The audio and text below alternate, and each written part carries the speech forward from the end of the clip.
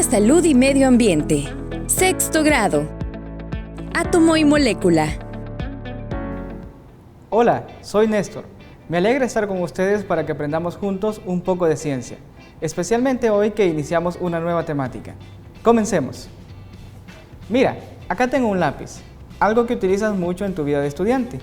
Pero, ¿te has preguntado de qué está hecho su mina que le permite escribir y dibujar sobre un papel?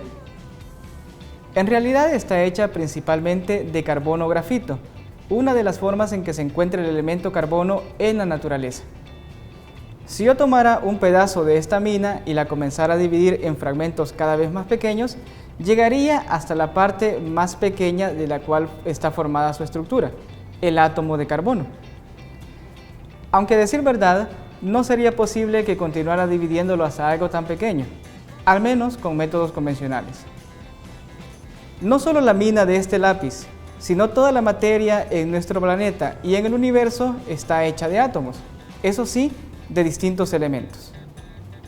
Para comprenderlo mejor, el día de hoy hablaremos sobre el átomo, el cual es la partícula más pequeña de un elemento que conserva sus propiedades. Hablaremos también de esas entidades que surgen cuando se unen dos o más átomos para formar las sustancias puras denominadas moléculas. Antes de iniciar, veamos un breve repaso por la historia de los descubrimientos relacionados con la estructura del átomo. La pregunta de ¿qué es un átomo? Ha acompañado a la humanidad durante siglos, desde la época de los antiguos filósofos griegos. De hecho, uno de ellos, llamado Demócrito, fue quien le dio el nombre de átomo, que literalmente significa sin división, aunque, como veremos, esa definición ha cambiado en la actualidad. Las ideas de Demócrito no fueron aceptadas por todos sus contemporáneos y permanecieron prácticamente en el olvido por muchos años, hasta que en 1808 un científico inglés llamado John Dalton retomó sus ideas y formuló la teoría atómica, con un abordaje científico. No obstante, siempre lo siguió considerando como esferas sólidas indivisibles. Esta idea cambió ya a inicios de 1900, cuando los adelantos en la tecnología permitieron que los científicos realizaran una serie de experimentos que demostraron la existencia de partículas subatómicas, es decir, partículas aún más pequeñas que integran los átomos. En la actualidad sabemos que los átomos tienen un núcleo central, en el cual se encuentran partículas con carga eléctrica positiva denominadas protones, y partículas eléctricamente neutras denominadas neutrones. Oscilando alrededor del núcleo se encuentran las partículas con carga eléctrica negativa, llamadas electrones. Y son estos electrones los que interactúan para establecer enlaces químicos con otros átomos y formar distintas moléculas. Para comprender mejor cómo se ubican las partículas subatómicas en los átomos de distintos elementos, veamos la siguiente demostración. Bien, acá tengo un modelo para representar átomos. Como puedes observar, en el centro se encuentra el núcleo, donde ubicaremos tanto a protones como a los neutrones, y alrededor de él los niveles de energía, donde ubicaremos a los electrones. Por cierto, cada elemento puede tener átomos de él mismo que tienen distinta cantidad de neutrones en su núcleo, lo cual da origen a las especies denominadas isótopos. Sin embargo, por el momento solo vamos a representar a los átomos más representativos y abundantes de un elemento. Comenzaremos por representar al átomo más sencillo, el del elemento hidrógeno. Este átomo solo contiene un protón en su núcleo y tiene la particularidad de no poseer ningún neutrón. Como sabemos, los átomos son eléctricamente neutros. Por ello, para neutralizar la carga positiva del protón, debemos colocar también alrededor de él un electrón con carga negativa. De esta manera nos queda eléctricamente neutro. Aprovecho para decirte que a la cantidad de protones que un átomo tiene en su núcleo se le denomina número atómico. Y es con base a este número que se van ordenando los elementos en la tabla periódica. Ahora bien, si lo que queremos medir es la masa del átomo, lo que vamos a considerar son las partículas del núcleo. Es decir, la suma de los protones más los neutrones que tiene el átomo en su núcleo nos dará la masa atómica. No es que los electrones no tengan masa, lo que pasa es que su masa es mucho más pequeña comparada con la de los protones y neutrones, por lo que no se le suele considerar. Entonces, este átomo tiene un único protón, por lo tanto su número atómico es 1 y su masa es de 1 UMA, que significa unidades de masa atómica, puesto que no tiene neutrones. Representemos ahora al siguiente elemento en la tabla, que es el helio. Él tiene 2 protones en su núcleo y además tiene 2 neutrones. Ahora bien, para que sea eléctricamente neutro, debemos colocar un segundo electrón en el primer nivel energético. Como puedes observar, en este caso, al tener 2 protones, su número atómico es 2 y su masa sería la suma de los 2 protones más los 2 neutrones, es decir, 4 UMA. Podemos representar el siguiente elemento colocando un protón más, lo cual nos daría un número atómico de 3 que corresponde al elemento litio. Este elemento contiene además 4 neutrones. Entonces, como puedes observar, la cantidad de neutrones no siempre va a ser igual a la cantidad de protones. Para que sea eléctricamente neutro, debe tener 3 electrones. No obstante, los niveles energéticos de un átomo tienen cierta capacidad. En este caso, el siguiente electrón ya no lo puedo colocar en el primer nivel energético porque su capacidad es 2. Entonces debo de colocarlo en el nivel 2 de energía. De esta forma nos queda entonces eléctricamente neutro, ¿sí? Ahora bien, puedo seguir representando otros elementos. Por ejemplo, uno de los más abundantes es el carbono. Entonces, el carbono tiene número atómico 6. Implica que él tiene 6 protones en su núcleo. Entonces debo de agregar acá una cantidad que me complete los 6 protones. Y resulta ser que el átomo más abundante de carbono contiene también 6 neutrones. Entonces, como puedes observar acá, tenemos 6 protones y 6 neutrones. Para que sea eléctricamente neutro, debe de también tener 6 electrones alrededor de él. Entonces coloco acá, mira, 3 electrones más los 3 que ya tenía, entonces tengo el átomo neutro de carbono. Como puedes observar, su número atómico es 6 porque tiene 6 protones y su masa atómica sería de 12 UMA, es decir, 6 protones más 6 neutrones me da 12 unidades de masa atómica. Puedo también representar el elemento que está contiguo a él, que es el nitrógeno. Entonces tengo que agregar un protón extra y además otro neutrón, porque este suele tener 7 neutrones en su núcleo.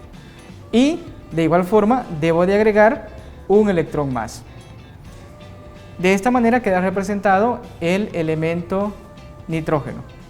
Y si agrego un protón más, entonces el número atómico sube hasta 8, lo cual es equivalente al elemento oxígeno. Él suele también tener 8 neutrones en su núcleo. Y para que sea eléctricamente neutro, debo de agregar otro electrón más.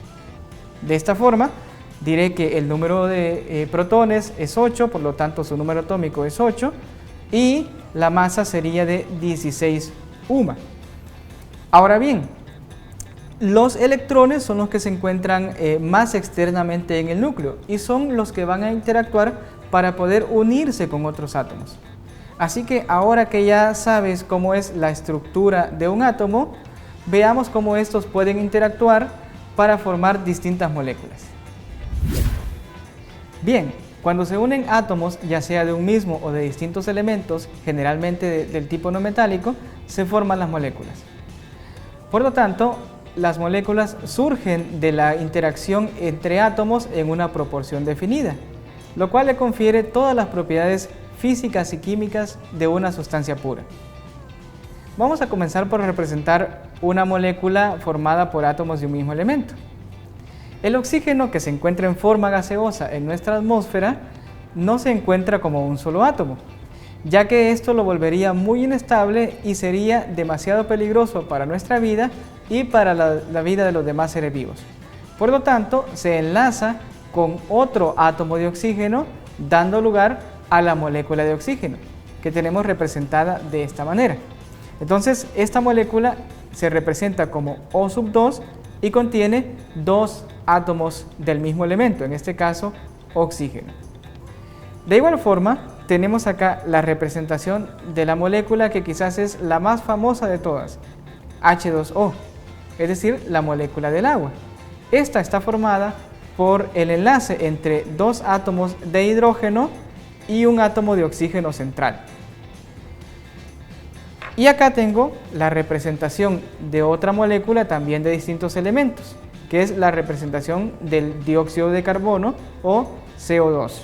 En este caso, el átomo de carbono está representado con la esfera negra y los átomos de oxígeno con las esferas rojas.